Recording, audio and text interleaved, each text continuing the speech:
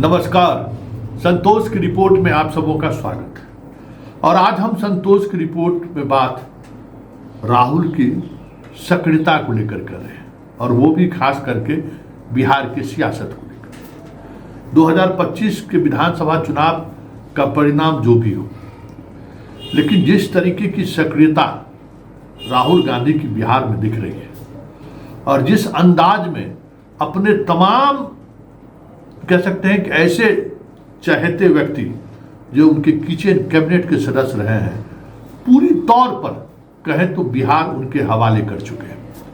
चाहे वो प्रदेश प्रभारी हो या फिर स्क्रीनिंग कमेटी के जो अध्यक्ष प्रेसिडेंट बनाए गए हैं अजय माकन, मतलब पूरी तौर पर। और फिर आपको अगर बात करें उस कमेटी की, तो उस कमेटी में जो तमाम लोग हैं वैसे ही लोग हैं, जो मेंबर बनाए गए हैं वो भी वैसे ही लोग हैं, जिनको टिकट बांटने की जिम्मेवारी दी गई है, जिनके रिकमेंडेशन पर कांग्रेस के राष्ट्रीय अध्यक्ष सिंबल देंगे। उसके स्क्रीनिंग कमेटी में भी उन्होंने अपने किचन कैबिनेट के साथियों को तवज्जो दिया है। सिंधे की बेटी हो, चाहे अजय माकन हो, अजय माकन कोषाध्यक्ष भी कांग्रेस के हैं, और जो तीन उस स्क्रीनिंग कमेटी के जो 3 सदस्य और हैं, उस कहीं न कहीं किसी न किसी तरीके से महाराष्ट्र से उनका रिश्ता भी है। मतलब इस बार कांग्रेस के उम्मीदवारों को पैसे के लिए, मतलब आर्थिक सहयोग के लिए किसी दूसरे की तरफ देखने की जरूरत नहीं है। और प्रदेश प्रभारी जिस तरीके से कार्यक्रम पर कार्यक्रम कर रहे हैं और ऐसे सीटों पर जहां से वो चुनाव लड़ना चाहते हैं, उसको लेकर जो वो होमवर्क कर रहे हैं, वो देखते बन रहा है। गजब। मतलब रिजर्व कंस्टिट्यूंसी हो या मुस्लिम डोमिनेंस की कंस्टिट्यूंसी हो, कहीं न कहीं ज़्यादा फोकस इन्हीं सीटों पर करते हुए वो दिख रहे हैं।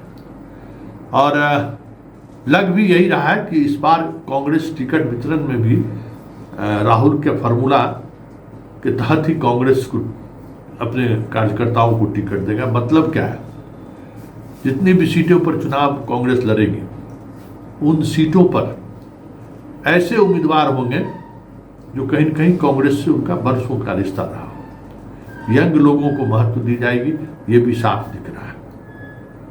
और अति पिछड़ा दलित और मुसलमानों पर फोकस होगा, ये भी साफ दिख रहा है।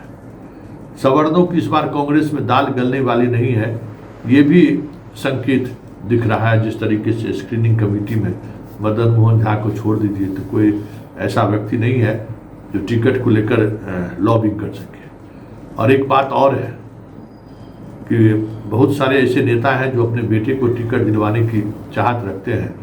उसको कृष्णा जी संकेत दे दिए कि उल्लू नहीं होने वाला है, यहाँ बेटे को टिकट नहीं मिलेगा, ये भी संकेत। मतलब इस बार बदला सा कांग्रेस आपको दिखेगा, ये साफ दिख रहा है। 6 बार राहुल आ चुके हैं और 6 के 6 बार उनका फोकस कुछ न कुछ खास वर्ग को प्रभावित करने का रहा है। और ये वो कांग्रेस जो मतलब लग रहा था कि राजद की पिछलग्गू कांग्रेस है, रह गई है, कई मौके पर तो वो नेतृत्व करते हुए दिखी है। तो ये साफ है कि इस बार बिहार में कांग्रेस अलग तैयारी के साथ चुनावी मैदान में उतरने वाला है। ये स्क्रीनिंग कमेटी जिस तरीके से मीडिया का जो मतलब सवालों का जवाब, नीतीश सरकार को लेकर जिस तरीके से हमलावर दिखते रहे हैं, उनका आईटी टीम सोशल मीडिया पर जिस तरीके से पकड़ बनाने की कोशिश हो रही है, सब कुछ कहीं न कहीं वो संकेत के तौर पर देखा जा रहा है कि इस बार बिहार में राहुल अलग अंदाज में चुनाव लड़ना चाहते हैं। लेकिन बड़ी बात यह है कि आरजेडी कितने सीटों पर कांग्रेस उम्मीदवार खड़े करे, इसको लेकर अभी भी संशय की स्थिति बनी हुई है। 70 सीट कांग्रेस को मिलेगा या फिर उस सीटों में कटौती होगी। वैसे जानकार ये बता रहे हैं कि राहुल 2 टूक कह चुके हैं कि सीट पे कोई कंप्रोमाइज नहीं होगा। हाँ, ऐसे सीट पर हमें लड़ना है जो सीट कांग्रेस की परंपरागत सीट कभी रही है।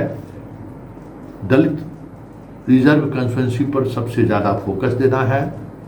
अल्पसंख्यक बाहुल्य इलाकों में सबसे ज़्यादा फोकस देना है और अति पिछड़ा उम्मीदवारों को हम कहाँ जगह दे सकते हैं, किन किन सीटों पर दे सकते हैं, इस पर ज़्यादा से ज़्यादा फोकस है। और वही सीट है जिन सीटों पर लगातार कांग्रेस सक्रिय दिख रही है, चाहे मधुबनी हो, दरभंगा हो, समस्तीपुर हो, वो सारे सीटों का वो लगभग चयन कर चुका है और उस सीटों पर लगातार कांग्रेस किसी न किसी कार्यक्रम के सहारे अपनी उपस्थिति भी दर्ज करा रहा है।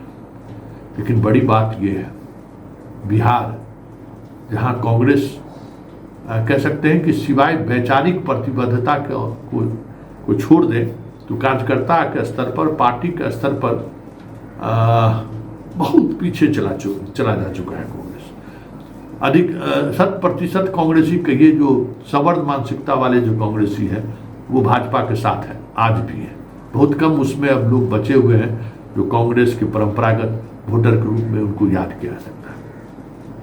फिर भी लोकसभा चुनाव में तेजस्वी की सियासत के बावजूद भी कांग्रेस कई सीटों पर मजबूत दावेदार के तौर पर नहीं, महागठबंधन के उस पॉलिटिक्स को खारिज करते हुए सीधे सीधे तौर पर राहुल ने उन सीटों पर मेहनत किया और उसका रिजल्ट भी सामने आया। सासाराम सीट पर जीत तो कांग्रेस की वापसी के संकेत उसी समय मिल गई थी कि कांग्रेस अगर सासाराम सीट जीत रहा है तो फिर वापसी की गुंजाइश बनती जा रही है।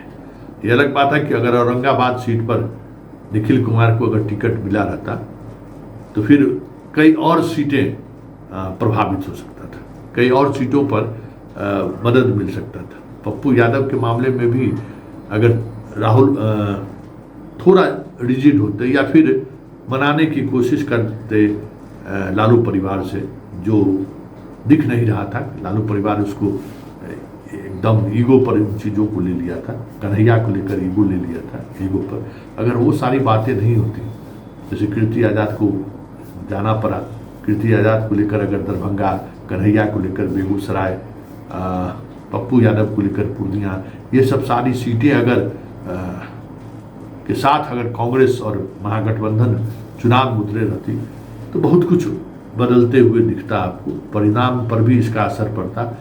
ये भी साफ पूरा 2400 के परिणाम आने के बाद साफ ये दिखने लगा था कि अगर इस तरीके से अगर चुनाव लड़ी रहती महागठबंधन तो फिर 50-50 वाली स्थिति यहाँ हो जाती। खैर वो तो लोकसभा की बात है। विधानसभा में राहुल का संकेत साफ है कि इस बार